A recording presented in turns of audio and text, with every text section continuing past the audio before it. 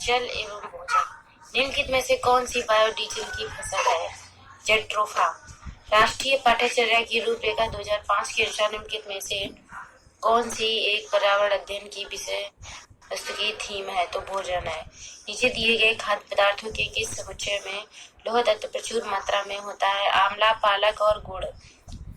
खाद्य संरक्षण के लिए निम्नलिखित में से कौन सा जोड़ा ठीक नहीं है? तो दूध और पनीर। दूध, पनीर।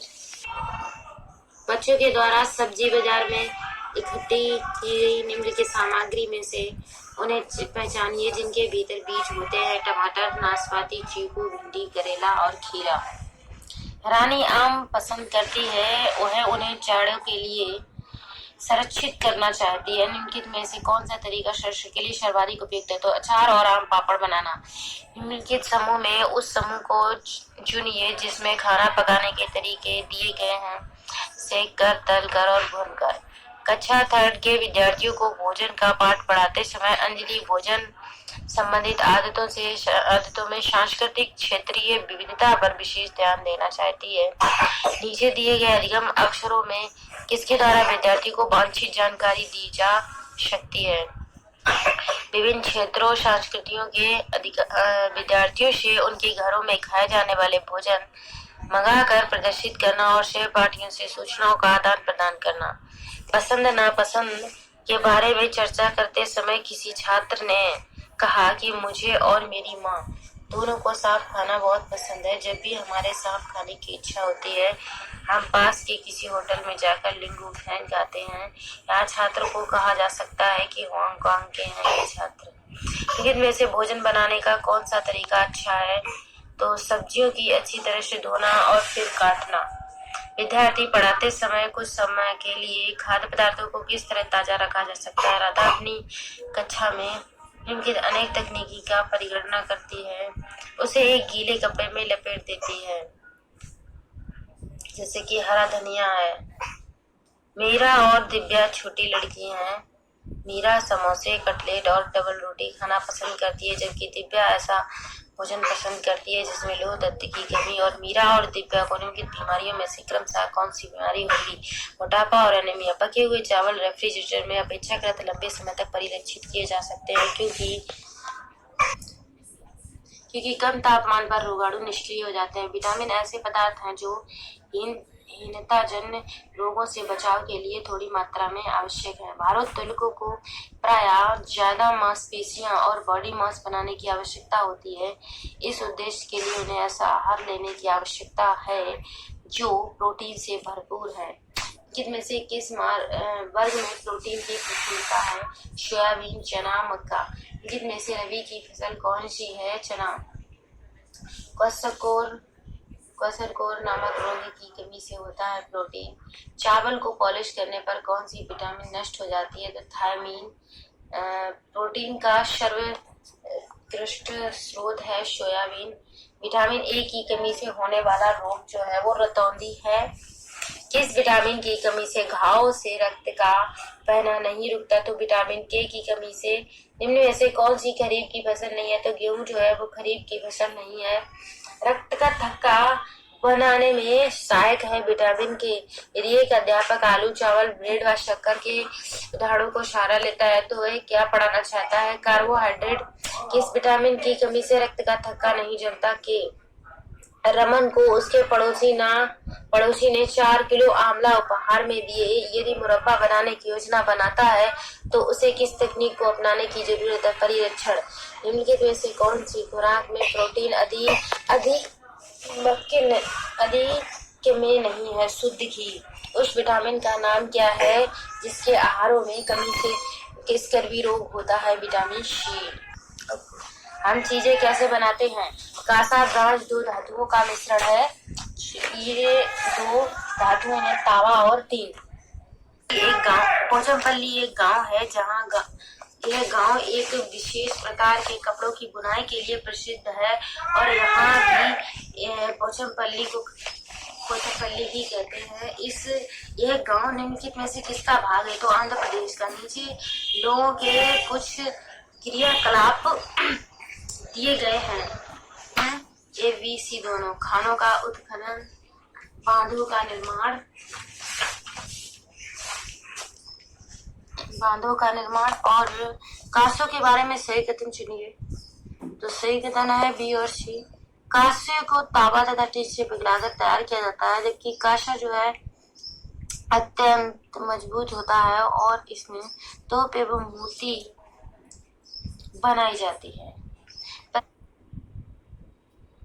प्रत्येक स्थान के नाम के उस क्षेत्र में बनाए जाने वाले सामान्य घरों के सही विवरण का उल्लेख कीजिए।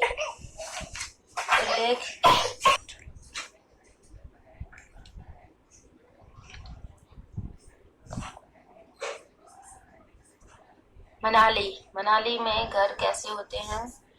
तो मनाली में जो घर होते हैं वो पत्थर या लकड़ी से बने ढालू छतों वाले घर होते हैं। राजस्थान में घर, मिट्टी के घर, उनकी छतें कटीली झाड़ियों से छाई होती हैं। और असम में जो घर होते हैं वो बांस के खम्भों पर बने ऊंचे उठे हुए घर होते हैं, जबकि लद्दाख में पत्थर के बने घर जिनके फर्श और छतें लकड़ी की बनी होती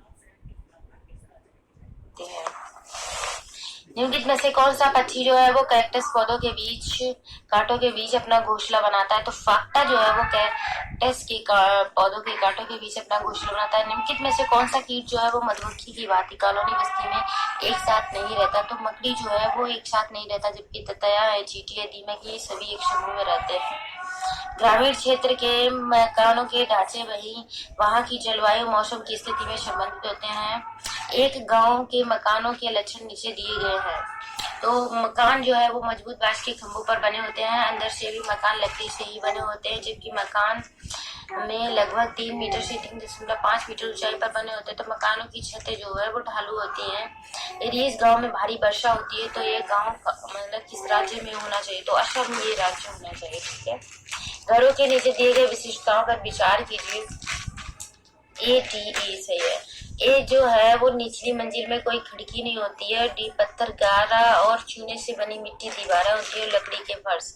ये लेह और लद्दाख में ऊपर दी गई विशिष्टता को बताता है। तो ए, डी और ई जो है ये लेह और लद्दाख में घरों के ऊपरों की विशिष्टता को बताता है।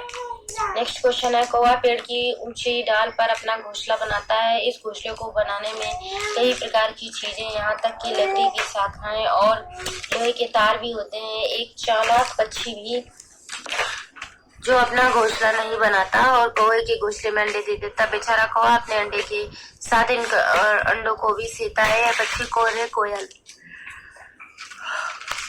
एस्किमो अपने घर इग्लू का निर्माण बर्फ से करते हैं। इसका क्या कारण है? बर्फ की दीवारों के बीच मौजूद हवा अंदर की गर्मी को बाहर जाने से रोकती है। नीचे दिए गए पैराग्राफ को पढ़िए और जिसे गांव के एक छात्र ने अपने घर के विषय में लिखा है कि मैं गांव से आया हूँ, हमारे गांव में अत्यधिक वर्षा होती है, इसीलिए हमारे घर धरती से 10 से 12 फुट 3 से 5 मीटर ऊंचे बने होते हैं। इन मजबूत बांस के खंभों पर बनाया जाता है। घर अंदर से भी लकड़ी के बने होते हैं। तो ये गाँव होना चाहिए, असम का होना चाहिए। ठीक है, कोई पक्षी जो है वो पेड़ की ऊंची डाल पर अपना घोंसला बनाता है। पक्षी होता है कौवा। ग्रामीण क्षेत्रों में गाय के गोबर से झोपड़ी की दीवारों और फर्श को लिपा जाता है, उन्हें कीटों को दूर करने के लिए। ठीक है, निम्नलिखित में से कौन सा ग्रामीण घर बनाने में काम नहीं आता? तो स्कूटर जो है, जबकि लोहा, सीमेंट, पत्थर ये सभी आता है। बंदर, शेर तथा चूहे क्रमशः है पेड़, गुफा एवं बिल में रहते हैं। इनमें से कौन सा पक्षी स्वयं के नीड का निर्माण नहीं करता? तो जो कोयल है वो नहीं करता है। ग्रामीण क्षेत्रों में गोबर का प्रयोग झोपड़ी की दीवार तथा फर्श को लीपने के लिए किया जाता है, जिससे कीट दूर रहे। यात्रा एवं परिवहन। जब कोई व्यक्ति ट्रेन द्वारा अहमदाबाद से केरल की यात्रा करता है, जब वह अनेक सुरंगों को पार करता है, तो ये सुरंगें पर्वतों से हैं पश्चिमी घाट। कोई व्यक्ति 30 अगस्त 2015 को किसी एक्सप्रेस ट्रेन से अहमदाबाद से त्रिवेंद्र जाने के लिए बैठा। यह ट्रेन 13:13 बजे अहमदाबाद के छुट्टी और 1 सितंबर 2015 को 7:30 बजे त्रिवेंद्रम पहुंची। यदि अहमदाबाद से त्रिवेंद्रम के बीच की दूरी 2268 किलोमीटर है, तो इन दोनों स्टेशनों के बीच ट्रेन की औसत चाल थी तो 15 मीटर प्रति सेकेंड है। गुरप्रीत पहली बार रेलगाड़ी से नई दिल्ली से चेन्नई गया। अपनी रेलगाड़ी से उसकी गाड़ी के द्वारा निम्नलिखित में से किस नदी को पार करने की संभावना नहीं है? गंगा। रेहाना अपने परिवार के साथ केरल जाती है। वहां उसे ऊंचे वृक्ष दिखाई देते हैं जो उसकी गृह नगर शिमला के ऊंचे वृक्षों के से भिन्न है। उसने केरल में कौन सा वृक्ष देखे होंगे? नारियल के। राधा विभिन्न प्रकार के यात्रा टिकटों का प्रयोग करती है। ऐसे टिकटों के प्रयोग से निम्नलिखित में से किस संकल्पना पर प्रभावपूर्ण ढंग से चर्चा की जा सकती है? अलग अलग साधनों से यात्रा करने पर यात्रा की लागत भी भिन्न होती है।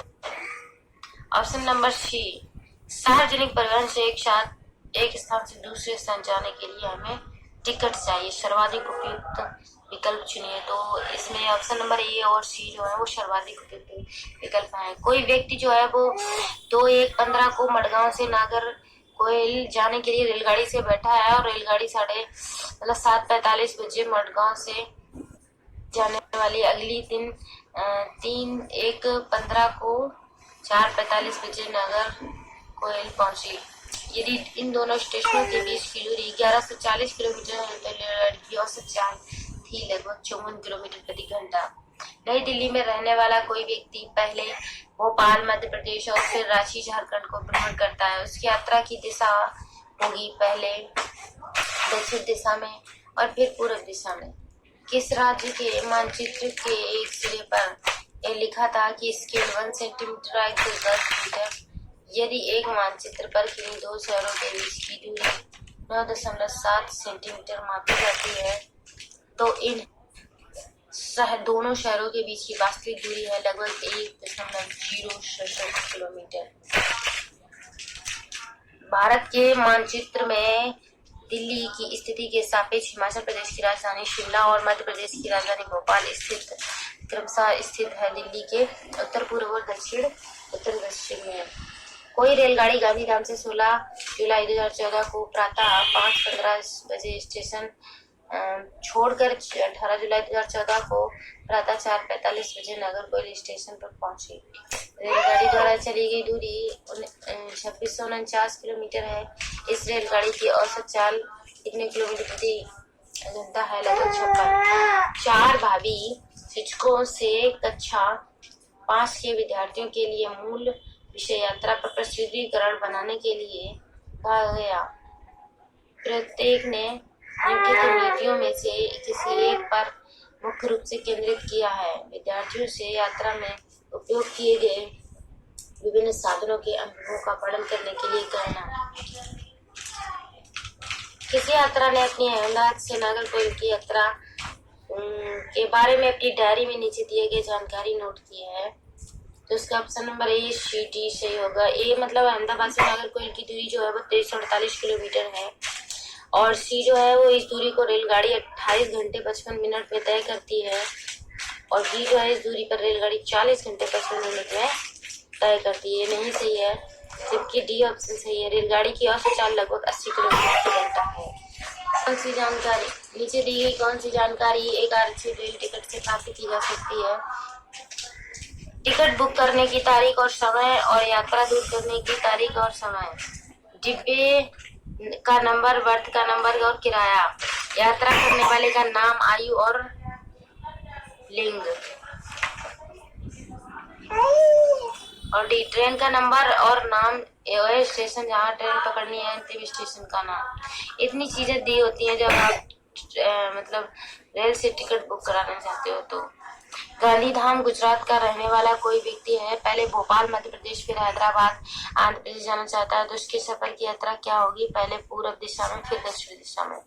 किसी शहर के मानचित्र पर लगभग एक स्केल सेंटीमीटर 110 सेंटीमीटर है। यदि मानचित्र पर किन्हीं दो स्थानों के बीच की दूरी 15 सेंटीमीटर है तो दोनों के स्थानों के बीच की दूरी वास्तविक दूरी है 1.65 किलोमीटर। नीचे दिए गए उत्तरदायित्व का कथन कीजिए।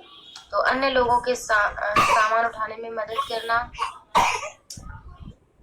ग्रुप वाले ताकि ग्रुप पीछे पीछे चले गलत है, जो चल ना पाए उसे रोकने के लिए कहना गलत है। और उसके बाद साथी के वीडियो बनाया था स्टार्ट करोगे?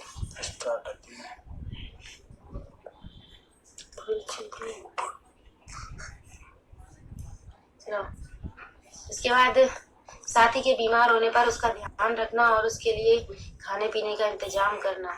ई, रुकने और आराम करने के लिए अच्छी जगह ढूंढना। माउंटेनियरिंग में ग्रुप लीडर की जिम्मेदारी के सभी काम होते हैं। तो इससे एलन ब्रूनी कौन था? वह उज्बेकिस्तान का यात्री था जिसने एक किताब लिखी जो हमारे देश के इतिहास के बारे में जानने में सहायक है। यदि आप रेलगाड़ी द्वारा अहमदाबाद गुजरात जाएं तो आपको रेलवे स्टेशन पर अधिकतर बेचने वाली कौन सी चीजें मिलेंगी? ढोकला, चटनी, नींबू वाले चावल। दिल की धड़कन संकेत का अर्थ है शकरी पुलिया। ठीक है, ये इसका मतलब क्या है? ये सकरी पुलिया है। कोंकण रेल सीधे जोड़ती है मंगलोर और मुंबई को। भारत का पहला रेल विश्वविद्यालय कहाँ खुलेगा? बड़ौदा, गुजरात। सर्वाधिक लंबा प्लेटफार्म यहाँ है गोरखपुर। निम्नलिखित में से किस राज्य में हाल ही में ग्रीन रेल कॉरिडोर कहा गया है? तमिलनाडु में। राष्ट्रीय राजमार्गों के विकास के लिए स्वर्णिम चतुर्भुज परियोजना किसके द्वारा की गई थी? अटल बिहारी वाजपेयी। भारत निम्नलिखित में से कौन सा शहर स्वर्ण चतुर्भुज